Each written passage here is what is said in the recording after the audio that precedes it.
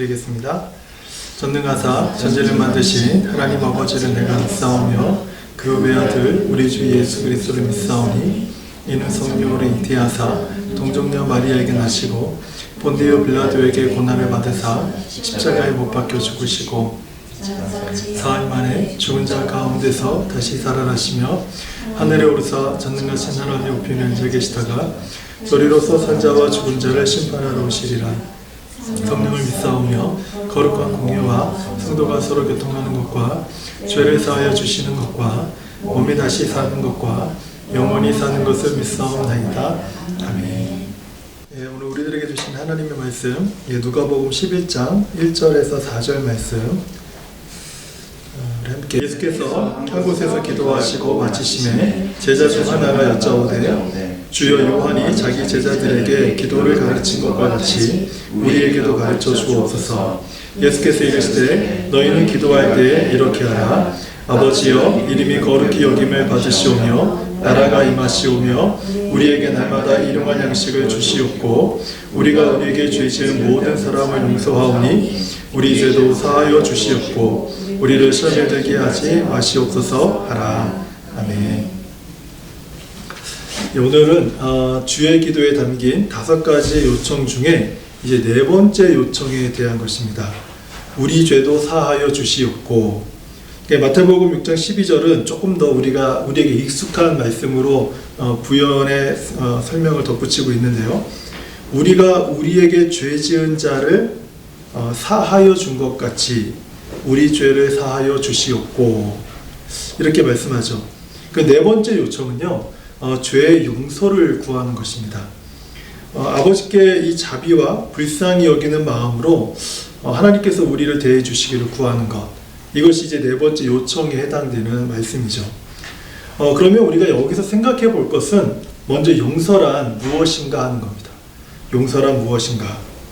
용서라는 것은요, 눈 감아주는 것이 아닙니다. 용서는 넘어가는 것이 아니에요.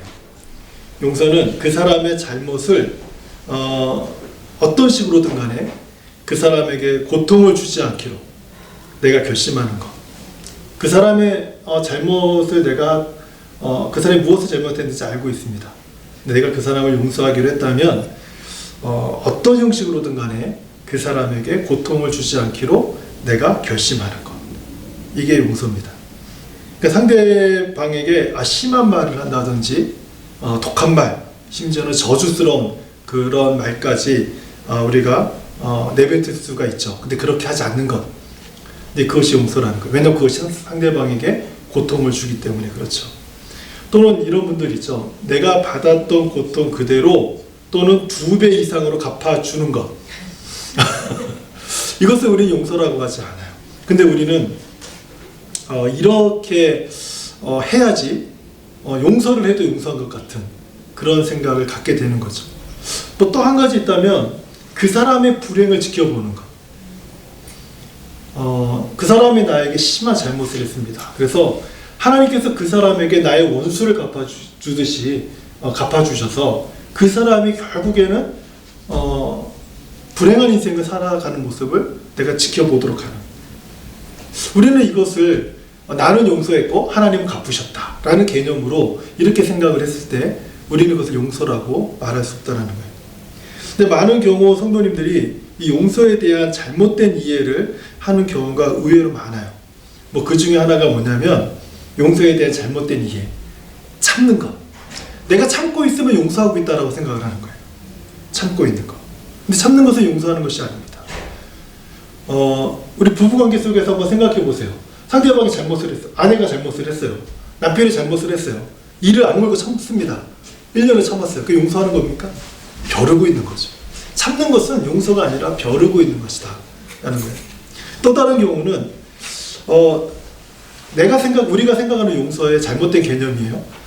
잘못한 사람이 고통을 받을 때, 내게 잘못한 사람이 고통을 받을 때 내가 용서해 준답시고 그를 도와야 된다라는 생각이 많은 거예요. 내가 그를 용서를 해주는데 적극적인 모습으로 그냥 돕는 것. 그러면 내가 용서하는 것이다.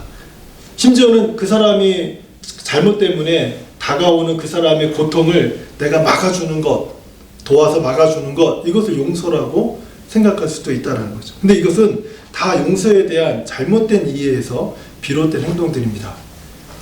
그저 참고 있다고 해서 나는 용서하는 사람이라고, 내가 홀로 기도하면서 주님 용서합니다 라고 막 외친다고 해서 마치 내가 용서한 사람으로 착각하면서 살아가는 그런 경우들, 이런 것들은 다 용서에 대한 잘못된 이해에서 비롯된 행동들이다라는 거예요.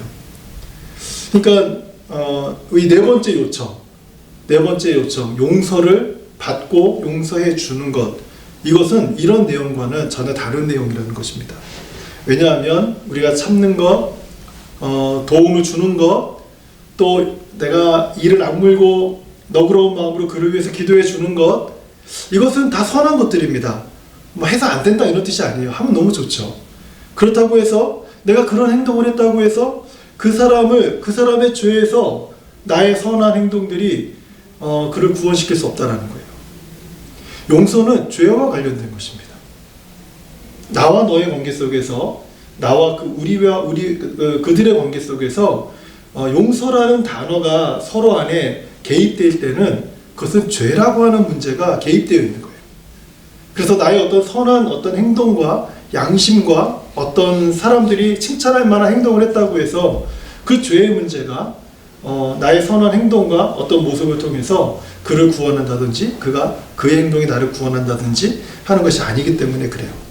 왜냐하면 이것을 우리가 좀 더 잘 이해하기 위해서 도대체 인간은 어떤 존재인가, 원래 인간, 하나님이 창조하셨을 때 원래 인간이 아닌 타락한 이후의 인간, 타락한 인간은 도대체 어떤 존재인가, 이것을 우리가 분명히 이해할 필요가 있어요. 시편 36편 9절은요 이 질문에 대한 명확한 답을 말씀하고 있어요. 그 말씀을 보면, 진실로 각 사람은 그림자같이 다니고 헛된 일로 소란하며 재물을 쌓으나 누가 거둘지는 알지 못하나이다. 우리 스스로 인간은요 참 대단한 존재라고 여기면서 지금 살고 있습니다. 실제적으로 나는 그렇게 여기지 않아도 이 세계 속에서 살아가는 참 무수한 사람들은 인간은 대단하다, 인간은 존귀하다, 뭐 이런 생각들을 하면서 살아가고 있다는 거죠. 그러니까 우리가 스스로 대단하다라고 생각하며 살아갈지는 몰라도 성경은 이 타락한 인간을 향해서 그림자같이 다니는 존재다, 헛된 일로 소란스러운 존재다, 이런 존재밖에 되지 않는다라고 이야기하고 있는 거예요. 그러니까 그림자 같은 존재, 실체가 아니라는 거죠. 우리가 타락한 인간의 그 삶의 모습이 하나님께서 이 온 우주 만물을 창조하셨을 때 원래의 그 실체의 모습이 아니라는 거예요. 하나님의 형상을 상실한 인간, 그 인간은 원래 인간으로서의 그 모습을 상실한 그런 사람이라는 거죠. 마치 그림자와 같은 존재, 헛된 일로 막 소란스럽게 하면서 살아가지만 그렇지만 실체가 없는 그런 존재가 바로 인간들이다. 그렇기 때문에 우리가 아무리 서로 용서하려고 한다고 해도 용서가 됩니까? 그게 서로 아무리 용서한다고 해도 그게 용서가 돼요? 나 너 용서했어, 그런다고 그게 용서가 됩니까? 안 되는 거예요. 앙금이 남아요. 그게 제가 말한다고 되는 것이 아니라 우리가 정말 용서하고 용서받아야 될 그 관계 속에서 그 용서가 깨끗하게 해결되지 못하는 것을 우리가 경험을 통해서 잘 알고 있잖아요. 그러니까 나도 용서받아도 서로가 나도 용서받아야 되고 너도 용서받아야 되고 내가 용서해야 되고 너도 용서해야 되는 거예요. 이것이 성경에서 볼 때 그냥 똑같은 용서가 필요한 존재들이라고 성경은 이야기하는 것이죠. 그런데 문제가 있어요. 나는 용서받아도 되는 사람이에요. 나는 용서받아도 되는데 그 사람은 용서받으면 안 돼요. 어떻게 그런 사람이 용서받을 수 있습니까? 이게 많은 사람들이 갖고 있는 생각이에요. 나는 좀 용서받아도 될 만할 될 것 같아요. 근데 그 사람은 절대 안 돼요. 그 사람은 절대로 용서받으면 안 돼요. 왜냐면 나와 너무 다른 사람이에요. 근데 성경은 그렇게 얘기하는 것이 아니에요. 나와 그 사람이 똑같은 존재라는 거예요. 전혀 다르지 않다라는 거예요. 근데 나는 다르고 쟤는 그런 사람입니다 라고 생각하는 거죠. 또 심지어 내가 그 사람을 용서해줬어요. 용서해줬다고 해도 그 사람이 정말 그 죄에서 또 죄의 영향에서 해방될 수 있을까 하는 이런 문제들이 계속해서 남게 되는 것이죠. 불가능합니다. 불가능해요.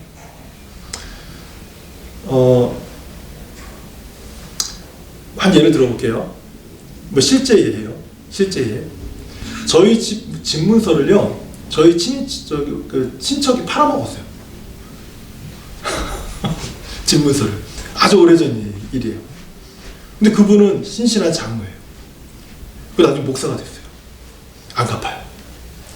계속 찾아와요. 그리고 부모님 돈을 또 막 아주 야근 생각, 야근 말들로 계속 부모님의 돈을 가져가요.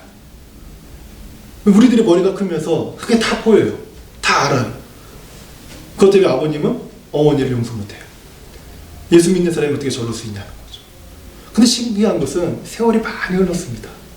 나이가 들어서 다 죽을 때쯤 되시니까 다 용서하시더라고요. 다 용서하시더라고요. 그 용서가 되시나 봐요. 그래서 지금으로 하면 막 수억 원이 되는 돈인데, 어떻게 보면 수십억 원이 되는 돈인데, 근데 그 집이 팔았을 때 20억 원 정도에 팔렸으니까 한 20억 원 되는 돈인데 그게 용서가 되시나 봐요. 그게. 근데 문제는 자녀들이 마음속에 잘 용서가 안 돼요. 왜냐하면 그 어린 시절에 자라면서 그로 인해서 받았던 고통이 너무 심했거든요.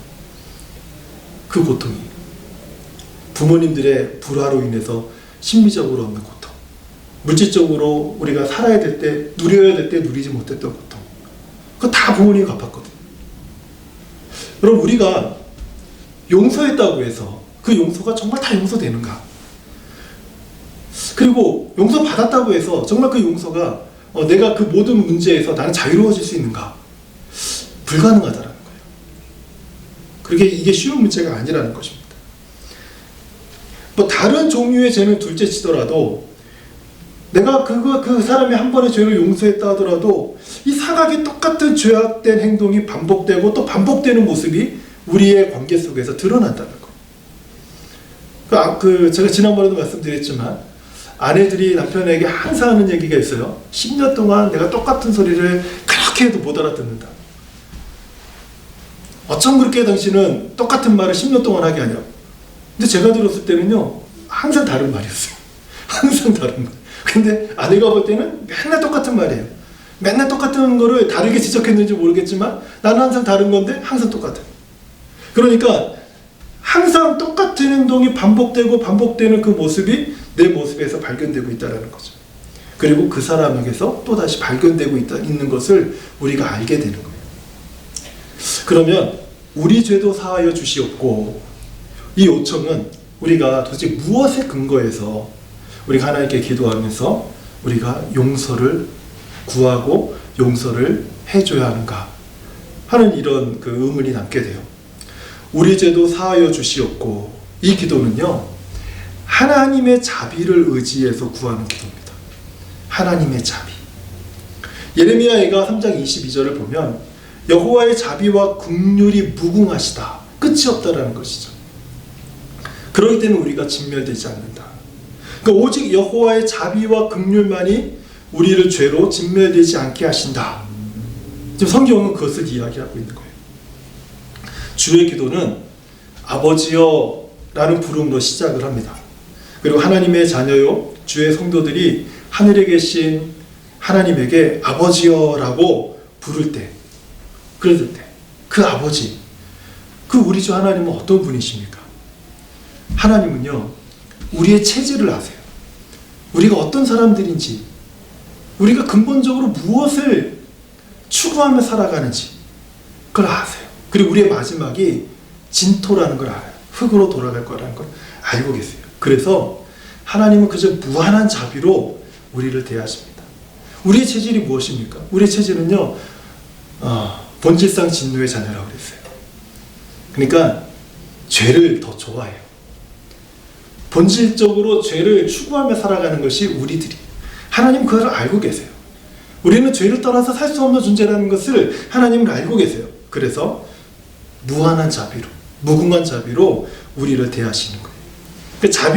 자비라는 것은요, 남을 깊이 사랑하고 가엾게 여김으로 조건 없이 혜택, 은혜를 베푸는 것입니다. 이게 자비예요. 이 하나님의 자비로 하나님이 우리가 죄에서 진멸되지 않게 하신다. 그리고 하나님은 어떤 분이신가 하면 아버지가 자식을 불쌍히 여김같이 여호와는 우리를 불쌍히 여기시는 하나님이십니다. 불쌍히 여기는 마음. 이게 긍휼이라고 해요. 긍휼. 그러니까 하나님은 우리를 보실 때 불쌍히 여기세요. 이 불쌍히 여기는 마음 때문에 하나님의 무궁한 자비를 따라서 하나님은 우리를 용서하시는 거예요. 그래서 하나님은 우리를 죄에 따라 우리를 처벌하거나 죄악에 따라서 우리를 그 죄에 따라서 우리를 갚으시는 분이 아니라는 거예요. 우리가 우리의 죄로 진멸되지 않도록 오직 자비와 긍휼로서 우리를 대하시는 분이시다. 그러므로 용서라는 것은 하나님의 자비와 긍휼에 의존할 때에만 서로를 참으로 용서할 수 있게 된다는 거예요. 나의 자비가 아니고 나의 긍휼도 아닙니다. 하나님의 자비, 하나님의 긍휼에 우리가 의존할 때 비로소 내가 하나님의 마음으로 다른 사람을 용서하게 되고 나의 허물이 드러났을 때 그 사람에게 용서를 구할 수 있는 마음을 갖게 된다는 거예요. 제가 이게 설교를 준비하면서 이제 이 부분에서 좀 고민을 했어요. 설교를 마쳐야 되나? 아니면 조금 더 이 부분과 더 관련해서 깊이 좀 더 생각해 볼 필요가 있나? 그런데 좀 더 깊이 들어가는 쪽으로 결정을 했습니다. 왜냐하면은 이제 우리 그 성도님들 수준이 많이 올라오셨기 때문에 좀 더 깊이 들어가는 게 좋겠다라는 생각이 들어요. 깊이 들어간다는 말은 조금 어려워질 수는 있지만 우리에게 필요하다는 뜻입니다. 제가 지금 우리는 용서라고 하는 그런 기도에 관해서 우리가 생각해 보고 있잖아요. 그 용서라는 것은 우리가 하나님의 자비와 긍휼을 의존할 때에만 비로소 참된 용서를 할 수 있다. 이제 이렇게 제가 말씀을 드렸어요. 그럼 이제 저는요, 우리 죄도 사하여 주시옵고 라는 이 기도와 관련해서 이제 두 가지만 더 한 번 더 생각해 보려고 해요. 먼저는 하나님 나라의 체제, 하나님 나라의 시스템, 체제에 관한 것이에요. 왜냐하면 하나님의 나라는 앞의 기도, 주의 나라가 임하시옵고 라는 그 말씀에서 우리는 이미 하나님의 나라에 대한, 하나님의 통치에 대한, 하나님의 주권에 대한 그 기도를 앞에서 했었습니다. 그런데 이 하나님의 나라의 개념이 이 용서라고 하는 개념 속에서 어떻게 같이 이루어지고 있는지를 좀 한번 생각해 볼 필요가 있다는 거예요. 예수 그리스도를 믿고 구원을 받은 사람들은 모두가 다 하나님의 자녀들이요 주의 성도로서 하나님의 나라의 백성들이 됩니다. 주의 성도는요, 오늘, 지금이죠. 지금 이 시간에도 하나님의 주권을 따르는 그 통치를 받는 사람들이에요. 우리는 하나님 나라의 통치, 하나님의 통치를 지금도 바로 이 시간에도 우리가 직접적으로 받는 그런 하나님 나라의 시민들이라는 거죠. 그러니까 하나님은 이런 하나님의 나라의 백성으로 사는 우리에게 세 가지 아주 중요한 규칙을 두셨습니다. 먼저 야고보서 5장 11절을 보면 여기에 규칙 세 가지 규칙 중에 두 가지가 나와요. 11절의 말씀을 보면 주는 가장 자비로우시고 긍휼히 여기시는 이시니라. 주는 가장 자비하시고 긍휼히 여기시는 이시니라. 먼저 하나님의 나라의 백성으로 살아가는 첫 번째 규칙은 하나님의 자비를 의지하는 거예요. 우리가 하나님의 시민이라면 하나님의 나라의 체제에서 가장 중요한 것인데 하나님의 자비를 의지하면서 살아가는 것입니다. 하나님의 자비를 의지하면서 살아가는 것. 그 다음에는 긍휼이라고 하는 공기를 들이마시면서 우리가 살아가는 거예요. 그러니까 하나님의 나라의 체제에서 중요한 규칙은 그 체제가 자비에 기초하고 있다는 거예요. 그리고 그 나라에서 사는 하나님의 나라의 백성들은 그 하나님의 나라를 이루고 있는 산소는 긍휼입니다. 긍휼은 날마다 들이마시면서 숨쉬며 살아가는 거예요. 세 번째 규칙은 베드로전서 3장 8절에서 언급되고 있는데 들어보세요. 마지막으로 말하노니 너희가 다 마음을 같이하여 동정하며 형제를 사랑하며 불쌍히 여기며 겸손하며. 세 번째 규칙은 형제에 대한 사랑과 겸손을 배우는 거예요. 정리해 보면요, 하나님의 나라는 하나님의 자비라는 이 제도 아래서 다른 사람을 불쌍히 여기는 마음, 즉 긍휼이라는 산소를 들이마시면서 숨쉬며 사는 나라입니다. 그리고 그곳에는 하나님의 나라의 교육기관이 있는데 모든 시민에게 형제에 대한 사랑과 겸손을 배우고 익히도록 가르치고 있어요. 이게 하나님 나라의 체제예요. 우리의 죄도 사하여 주시옵고, 우리는 이 최소한 일주일에 한 번은 이 내용으로 간구하면서 살고 있지 않습니까? 그럼에도 불구하고 우리가 용서를 배우지 못한다면 두 가지로밖에 생각이 안 되는 거예요. 하나는 우리는 하나님의 나라의 체제에 부적응하면서 살고 있던지, 또 다른 하나는 하나님의 나라의 시민이 아니기 때문에, 그렇기 때문에 용서를 배우지 못하는 거예요. 우리가 하나님의 나라의 시민으로서 용서를 배우지 못하고 있다면 용서가 나의 제한된 자비와 긍휼을 따르고 있는 것이죠. 하나님의 나라의 용서가 아니라 나의 자비, 나의 긍휼. 그것은 앞서 말씀드린 나의 선한 양심과 행동이라고 표현할 수 있겠죠. 이것이 나쁘다는 것이 아닙니다. 그러나 하나님의 나라 안에서 우리가 용서를 배우지 못하는 이유를 우리는 여기서 찾을 수 있게 되는 거예요.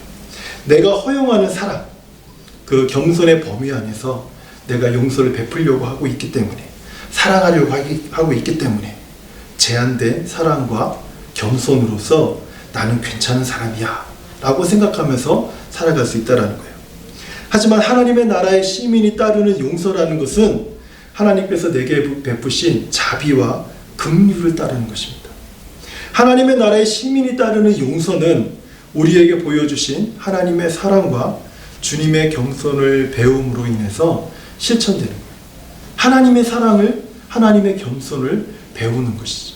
그리고 그것이 우리 삶 속에서 자연스럽게 일상이 되도록 그것을 실천해 나가는 것이에요.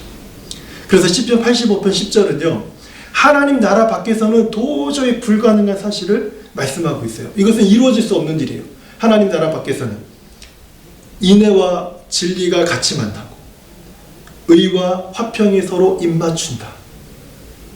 인애 또는 긍휼이라는 말과 같이 쓰이는데요, 이 인애라는 말은 긍휼 또는 자비라는 말하고도 계속 교대로 사용되는 단어예요. 그러니까 같은 뜻이라는 거예요. 근데 그것이 긍휼과 진리가 만난다. 의로움과 화평이 만난다. 화평이 서로 입맞춘다. 진리는요, 일반적으로 긍휼을 판단하죠. 진리는 긍휼과 거리가 먼 관계예요. 법정에서 긍휼히 여기는 거 보셨습니까? 원칙대로 하는 것이죠. 의로움이 화평과 입맞춘다. 의로움은요, 누구와도 그 화합을 이루지 못합니다. 아주 독선적이죠. 왜냐하면 의롭기 때문에 그래요. 자기가 옳기 때문에.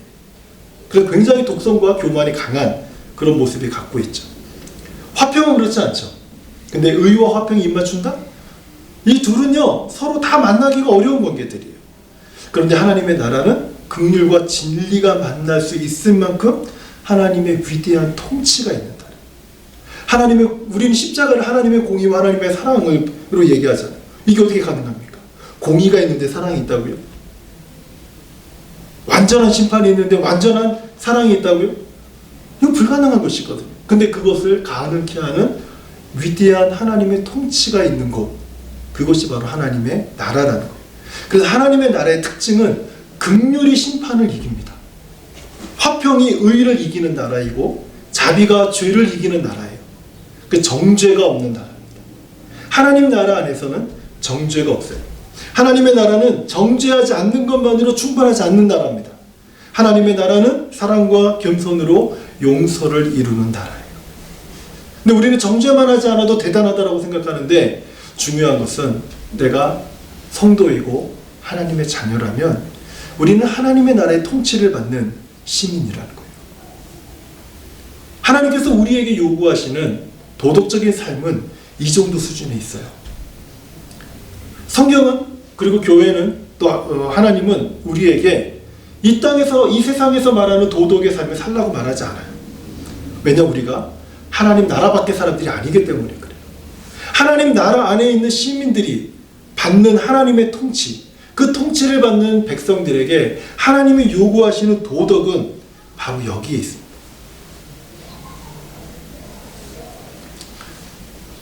그래서 상당히 하나님의 나라의 개념과 이 용서라는 개념이 상당히 우리가 생각하는 것과 좀 다른 부분이 있죠. 우리가 왜 용서를 못하는가? 그것은 하나님의 나라의 통치에 대한 개념이 우리에게 없는 거예요. 그 나라 안에서 우리가 하나님의 자비와 긍휼을 의존하고 사랑과 겸손함을 우리가 배우지 못한다면, 그렇다면 우리는 엄밀히 말해서 다른 사람을 용서할 수 없어요. 그리고 다른 사람에게 나의 허물을 드러내고 용서를 구할 수도 없습니다. 이제 다음으로 생각해 볼 것은 용서하는 방식에 관한 것입니다. 용서하는 방식에 관한 것.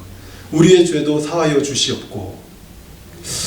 우리가 이 기도를 할 때마다 기억해야 되는 용서의 방식은요, 하나님께서 우리를 용서하시는 것과 똑같은 방식으로, 하나님이 우리를 용서하신 방법과 똑같은 방식으로 다른 사람을 용서하는 것입니다. 하나님은 우리를 무한한 자비와 긍휼을 따라 용서하셨어요. 하나님은 우리의 죄인됨의 정도에 따라서 서로 차별되고 하지 않으십니다. 차별을 두고 심판하지 않으십니다. 차별을 두고 하나님께서 의로 그들을 심판하지 않는다라는 것. 우리는 마땅히 저마다 자기 죄악으로 형벌을 받아서 죽을 수밖에 없는 다 똑같은 죄인들입니다. 그런 하나님은 자비와 긍휼을 따라서 조건 없이 그냥 우리를 다 용서하셨습니다. 그리고 하나님은 지극히 크신 사랑과 겸손으로 우리에게 용서에 대한 모범을 보이셨어요. 우리 죄를 용서하시기 위해서 하나님은 자기 아들을 아끼지 않으셨죠. 하나님의 아들 예수 그리스도는 우리 죄를 용서하기 위해서 기꺼이 인간의 몸을 입고 하나님의 영광스러운 보좌에서 낮고 낮은 이 땅에 가장 겸손한 모습으로 우리에게 오셨습니다. 그리고 우리의 죄를 용서하시기 위해서 자기 생명을 아끼지 않고 기꺼이 내어주셨죠. 그 이유가 무엇일까요? 우리를 자비롭게 불쌍히 여겼기 때문에 그래요. 달라스 밀라드는요, 이 긍휼과 관련해서 이런 말을 해요. 불쌍히 여기는 것만이 인간의 심장에 가장 가까이 닿을 수 있는 말이다. 이 하나님께서 불쌍히 여기는 이것만이 우리 인간의 심장에 가장 가까이 닿을 수 있는 하나님의 마음. 하나님이 우리를 불쌍히 여기지 아니하시면, 하나님이 나를 불쌍히 여기지 아니하시면 우리는 절대로 그 하나님의 마음이 우리 안에 와닿을 수 없다라는 거예요. 그러나 우리는 어떻게 생각합니까? 누가 나를 불쌍히 여긴다고 하면 왠지 마음에 좀 싫죠. 마음이 싫죠. 저 사람이 나를 불쌍히 여긴대요. 자기가 뭔데? 나를 왜 불쌍히 여겨? 뭔데? 뭐지? 이런 말들을 하게 되는 거예요. 왜 네가 나를 불쌍히 여기냐고 이러면서 우리 오히려 화를 내요. 그러니까 나에게 무엇이 없습니까? 불쌍히 여기는 마음이 없어요. 저 사람도 나에게 불쌍히 여기는 마음이 없어요. 만약에 내가 저 사람을 불쌍히 여기는 마음이 있다면 나는 어떤 사람이에요? 나는 그보다 나은 사람. 그거는 그 사람이 아니까 네가 뭔데? 왜 나를 불쌍히 여겨? 화를 내는 거죠. 그래서 사람들은 하나님 우리의 죄도 사하여 주시옵고, 우리가 우리의 죄를 사하여 준 것 같이 우리의 죄도 사하여 주시옵고라고 기도할 때 한 가지 큰 실수를 범해요. 나는 다른 사람에게 용서받을 필요가 없는 사람이라고 생각합니다. 오히려 나는 다른 사람을 용서해야 하는 사람이다, 이렇게 생각을 하는 거예요. 다시 말씀드리면 나는 하나님께 용서는 구해도 사람에게 용서를 구하며 용서받을 필요가 없는 사람, 이런 생각을 나도 모르게 하면서 살아가는 것이죠. 그래서 우리가 이 기도를 할 때마다 내가 그 사람을 용서해 주려면 하나님, 제가 마음에 좀 정돈이 필요합니다. 여유가 필요하고요, 시간이 필요합니다. 조금만 기다려 주세요. 우리는 이 기도를 이런 관점에서 이해를 하고 생각하고 기도한다라는 거예요. 그러나 달라스 윌라드는요, 긍휼과 더불어서 용서와 관련해서 또 한마디를 했는데, 용서를 구하면서 나의 자존심이 건드려지지 않는다면 용서를 구하는 것이 아니다. 그 사람은 용서가 뭔지도 모르는 사람이다. 우리는 누군가에게 용서를 구할 때나 우리가 누군가를 용서해야 할 때 우리 마음에 상처를 입는다는 것을 기억해야 돼요. 용서해 보신 적 있습니까? 쉽던가요? 용서해 주는 사람이 좀 나은 거 아닙니까? 근데 용서해 주는 게 쉽지가 않아요. 용서해 주기까지 내 마음에 얼마나 고된 시간, 내 마음에 아픔이 있는지 모릅니다. 용서받는 사람 입장에서 어떻습니까? 용서받아 보신 적이 있습니까? 이게 팔리죠, 조금.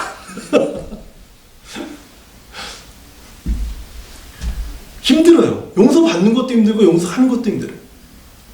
그런데요, 하나님께서도 자기 아들을 아끼지 아니하시고 우리 죄를 위해서 내어주실 때 그 마음이 상하셨어요.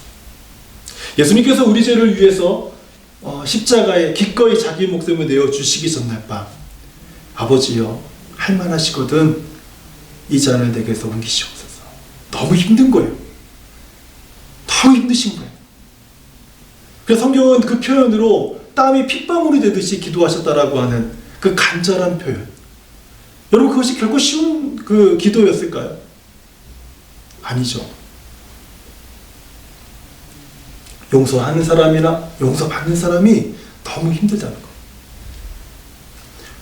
그런데 우리가 예수님을 믿으면서 가슴을 찢으면서 하나님께서 정말 이 죽을 죄인, 죽을 수밖에 없는 이 죄인을 용서해 주신 그 하나님의 은혜를 내가 경험한 적이 없다면, 내가 어떤 죄인인지를 바로 알아서 하나님께서 나를 용서하셨다라는 그 은혜 때문에 막 가슴을 찢고 막 눈물을 쏟고 막 어쩔 줄을 모르고 막 이렇게 막 처절하게 부르짖어 본 그런 경험이 없다면, 다른 사람에게 용서를 구할 때 내 자존심이 뭉개지는 것을 나는 받아들이기 어려울 겁니다. 왜냐하면 하나님으로부터 용서받는 것조차도 그렇게 발버둥쳐 본 적이 없는데 사람이 나를 용서한다고? 그러면 우리 마음에 이런 마음이 들 거예요. 지가 뭔데? 모자랐다고? 왜 나를 용서하는데? 우리는 이런 마음에 사로잡혀서 용서도 못하고 용서받지도 못하는 것. 이제 말씀을 좀 맺으려고 할게요. 우리 죄도 사하여 주시옵고. 오늘 이 말씀은 용서에 관한 기도였습니다. 부부간에, 또는 부모와 형제간에, 그리고 우리 가족 안에서 용서하지 못하는 이유는 하나님께서 우리를 불쌍히 여기시는 마음인 그 하나님의 자비가, 하나님의 긍휼이 우리 안에 부족하거나 없기 때문에 그래요. 제가 그 어떤 나이가 지각해 드신 그 권사님이 그 남편에 관한 이야기를 한 것이 생각이 났어요. 아침에 거실에 내려와 보니까 남편이 계단에서 미끄러져서 자빠져 있더라고요. 아침에. 근데 그 계단에 굴러와서 자빠져 있는 그 보기 전까지는 이런 왼수가 없다라는 거예요. 왼수도 이런 왼수가 없다라는 남편이. 꼴도 보기 싫다는 거예요. 아침은커녕 쳐다보기도 싫다는 거예요.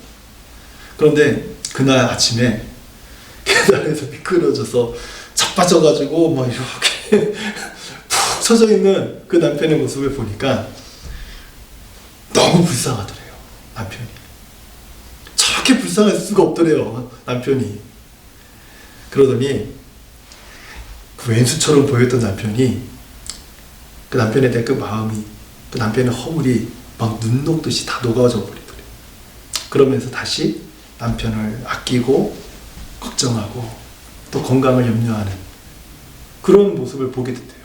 그리고 지금 손잡고 둘이 산책도 잘한대요. 여러분, 어떻게 이게 가능해졌어요? 그 왼수같이 여겼던 남편이 뭐 한두 달 그랬겠습니까? 아니에요.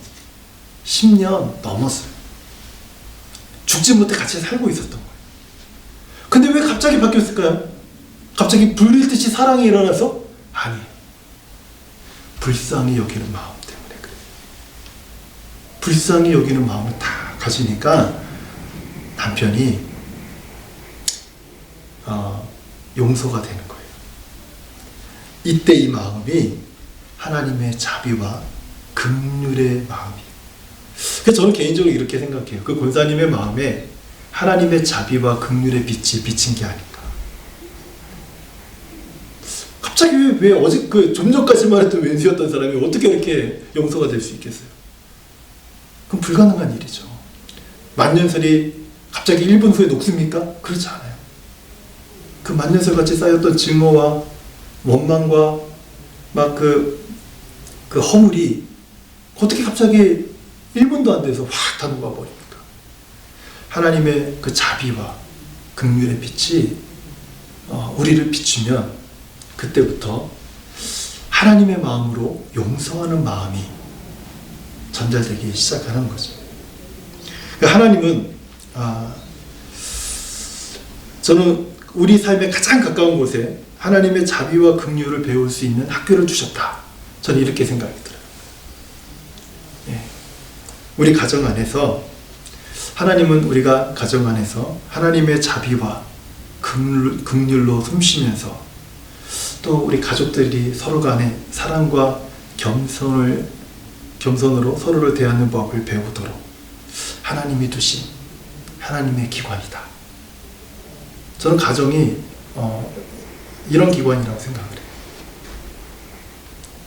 우리는 멀리 있는 사람을 자꾸 용서하려고 해요.